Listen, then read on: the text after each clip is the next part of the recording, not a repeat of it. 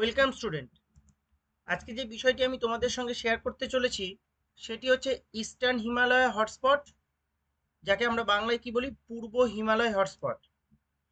Biodiversity hotspot সংক্রান্ত একটি বিস্তর ভিডিও আমি আগে পোস্ট করেছি। তোমরা যারা এখনো ভিডিওটি দেখোনি, ভিডিও লিস্টে গিয়ে ভিডিওটি দেখে নেবে। যদি কোনো প্রশ্ন থাকে সেই সংক্রান্ত এবং আজকের আলোচ্য বিষয়ের উপর যদি কোনো প্রশ্ন থাকে, তোমরা কমেন্ট বক্সে প্রশ্ন করবে, আমি তোমাদের প্রত্যেকের উত্তর দিয়ে দেবো। এটি তোমরা যারা ক্লাস 10-এর পরীক্ষার্থী, যারা ক্লাস 11-এর পরীক্ষার্থী এবং তোমরা যারা ক্লাস 12-এর পরীক্ষার্থী, তোমাদের সকলের জন্য একটি গুরুত্বপূর্ণ ভিডিও। এছাড়াও তোমরা যারা নিট পরীক্ষার জন্য প্রস্তুতি নিচ্ছ, তোমরাও খুব ভালো করে ভিডিওটি লক্ষ্য করো। কোনো প্রশ্ন থাকলে কমেন্ট বক্সে প্রশ্ন করবে, আমি তোমাদের প্রত্যেকের উত্তর দিয়ে দেব। তাহলে আমরা বিষয়টা কি দেখলাম? ক্লাস 10, ক্লাস 11, ক্লাস 12 এবং নিট পরীক্ষার্থী তোমাদের সকলের জন্য গুরুত্বপূর্ণ ভিডিও। ক্লাস 11-এর সেমিস্টার 1-এর জন্য একটি গুরুত্বপূর্ণ অংশ। Consider the highest in the world. তাহলে যতগুলি হটস্পট আছে, বায়োডাইভার্সিটি হটস্পট আছে গোটা পৃথিবীতে, তার মধ্যে ইস্টার্ন হিমালয় কি না considered the highest in the world. এটা কিন্তু মনে রাখতে হবে, কতগুলি হটস্পট আছে এবং আমাদের দেশে কতগুলি আছে এই নিয়ে বিস্তর ভিডিও আমি কিন্তু আগে পোস্ট করেছি, ভিডিও লিস্টে তোমরা দেখে নেবে। Is around 7,50,000 square kilometre covering Bhutan, Nepal, north Myanmar and Indian territories of Assam, Arunachal Pradesh and West Bengal and Sikkim. তাহলে আমরা কি দেখলাম? এখানে ভুটান রয়েছে, বা এই যে হটস্পট বায়োডাইভার্সিটি হটস্পট, তার মধ্যে ভুটান আছে, নেপাল আছে, নর্থ মায়ানমার এবং আমাদের দেশের আসাম, অরুণাচল প্রদেশ, ওয়েস্ট বেঙ্গল এবং সিকিম অন্তর্গত। মানে এর বিস্তৃতি বা এর ডিস্ট্রিবিউশন বা লোকেশন যাই বলি না কেন, সেটা হচ্ছে এইগুলি। The whole Bhutan 38,394 square kilometre, 38,394 square kilometre মানে বর্গ kilometre, falls in the EH. EH পুরো ফর্ম হচ্ছে কি, ইস্টার্ন হিমালয় বায়োডাইভার্সিটি হটস্পট। তাহলে পুরো ভুটানটাই এই ইস্টার্ন হিমালয়ের মধ্যে ঢুকে যাচ্ছে। এটা একটা এমসিকিউ এর জন্য খুব গুরুত্বপূর্ণ একটি অংশ। কোন দেশ বা সেই দেশের নামটি কি যেটা পুরোপুরি পূর্ব হিমালয় হটস্পটের অন্তর্গত? সেটা হচ্ছে কি ভুটান। বেশ, তাহলে এই অঞ্চলটি বিস্তৃতি তাহলে আমরা কত দেখলাম? এই অঞ্চলটার বিস্তৃতি হচ্ছে প্রায় 7,50,000 বর্গ কিলোমিটার স্থান। আমাদের দেশের অসম, অরুণাচল প্রদেশ, সিকিম এবং হিমালয়ের বেশ কিছু অঞ্চল এর মধ্যে অন্তর্গত আছে। ওকে, এখানে একটা স্পেলিংটা মিস্টেক আছে, একটু দেখে নেবে। এটা হবে কি আসাম। যাই হোক, তাহলে আসাম, অরুণাচল প্রদেশ, সিকিম এবং হিমালয়ের বেশ কিছু অঞ্চল আছে।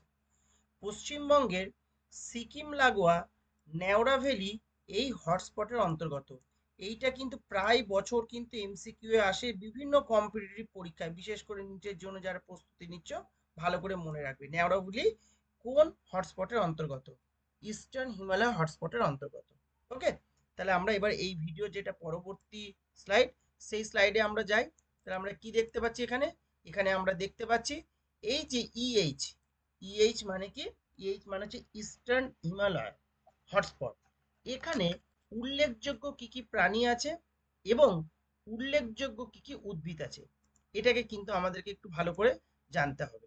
এখান থেকে কিন্তু প্রায় বছর বিভিন্ন রকমের প্রশ্ন আসে এমসিকিউ এ। দু একটা এক্সাম্পল আমাদেরকে লিখতে হয়, অথবা কোনো একটি প্রাণী বা উদ্ভিদের নাম দিয়ে দেয়, সেটা কোন বায়োডাইভার্সিটি হটস্পটের অন্তর্গত সেটা লিখতে হয়। উল্লেখযোগ্য প্রাণী কি কি? এক নম্বর যে এক্সাম্পলটা দেওয়া আছে, এক সিংহ গন্ডার, যা সাইন্টিফিক নেম কি, এগুলো সব সাইন্টিফিক নেম ব্র্যাকেটে লেখা আছে। Rhinoceros unicornis. দু নম্বর কি?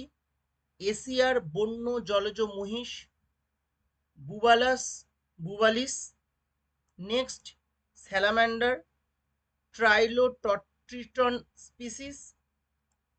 4 red panda, Ailurus fulgens. Next snow leopard মানে তুষার চিতা, Panthera uncia. Next takin and উড়ুক্কো কাঠবিড়ালি এই অঞ্চলের লুপ্তপ্রায় প্রাণী। তাহলে এই যে 5 পর্যন্ত, এই 1 থেকে 5 এরা হচ্ছে সব কি এন্ডেমিক স্পিসিস। এটা কিন্তু মনে রাখবে, এই যে 1 থেকে 5 এরা হচ্ছে এন্ডেমিক স্পিসিস, আর 6 আর 7 হচ্ছে কি এক্সটিংক্ট স্পিসিস, লুপ্তপ্রায়। এটাকে কিন্তু মনে রাখতে হবে। তাহলে 1 থেকে 5 হচ্ছে কি এন্ডেমিক স্পিসিস, আর এই দুটো হচ্ছে কি এক্সটিংক্ট স্পিসিস অ্যানিমেল। নেক্সট উল্লেখযোগ্য যে উদ্ভিদগুলি আছে কি কি? নাম্বার 1 এগুলো scientific names of magnolia. Number 2 rhododendron. Number 3 স্যাপ্রিয়া হিমালয়ানা। এটা হচ্ছে এক ধরনের পরজীবী সপুষ্পক উদ্ভিদ। পরজীবী সপুষ্পক উদ্ভিদের নাম জানতে চাইলে এটা আমরা লিখতে পারবো, এবং এটা কোন বায়োডাইভার্সিটির অন্তর্গত সেটাও আমরা আশা করি লিখতে পারবো। নেক্সট হচ্ছে কি হাইপ্যারিকাম। তাহলে এইগুলি হচ্ছে সব এন্ডেমিক স্পিসিস প্ল্যান্ট। এখানে 1 থেকে 5 পর্যন্ত হচ্ছে এন্ডেমিক স্পিসিস অ্যানিমেল, আর 6 আর 7 হচ্ছে কি এক্সটিংক্ট স্পিসিস বা লুপ্তপ্রায় প্রাণী। আমরা এই ভিডিওর যে পরবর্তী স্লাইড, সেই পরবর্তী স্লাইডটাতে আমরা যাচ্ছি। কি দেখতে পাচ্ছি আমরা এখানে? আমরা এখানে দেখতে পাচ্ছি special characters of EH hotspot. Special character of EH hotspot. EH stand for eastern Himalaya. এটা কিন্তু শর্টে লেখা রয়েছে, এটা পুরো নাম হচ্ছে কি ইস্টার্ন হিমালয়, যাকে বাংলায় আমরা কি বলছি পূর্ব হিমালয় হটস্পট বা biodiversity hotspot. Out of the 10,000 different species of plant, 3,160 বা 31,3160 plants are endemic। তাহলে 10,000 বিভিন্ন উদ্ভিদ প্রজাতি এখানে পাওয়া যায়। 10,000 উদ্ভিদ প্রজাতি, তার মধ্যে 3,160 উদ্ভিদ প্রজাতি হচ্ছে কি এন্ডেমিক স্পিসিস, এবং এটা একটা largest biodiversity hotspot in the world. আর একটা বিশেষ বৈশিষ্ট্য এর আছে কি, প্রাচীন গুপ্তবীজী উদ্ভিদ বেশি পাওয়া যায় এই অঞ্চলটিতে, তাই এই অঞ্চলটিকে বিবর্তনের কেন্দ্রস্থল হিসাবে মনে করা হয়। প্রাচীন গুপ্তবীজী অ্যাঞ্জিওস্পার্মিক প্ল্যান্ট, তাহলে প্রাচীন গুপ্তবীজী উদ্ভিদ বেশি পাওয়া যায়, অঞ্চলটিকে বিবর্তনের কেন্দ্রস্থল হিসাবে বা কেন্দ্রস্থল মনে করা হয়। তাহলে আজকে এই অংশটুকুই তোমাদের সঙ্গে শেয়ার করার ছিল। তোমাদের যদি এই সংক্রান্ত কোনো প্রশ্ন থাকে কমেন্ট বক্সে প্রশ্ন করবে, আমি তোমাদের প্রত্যেকের উত্তর দিয়ে দেবো।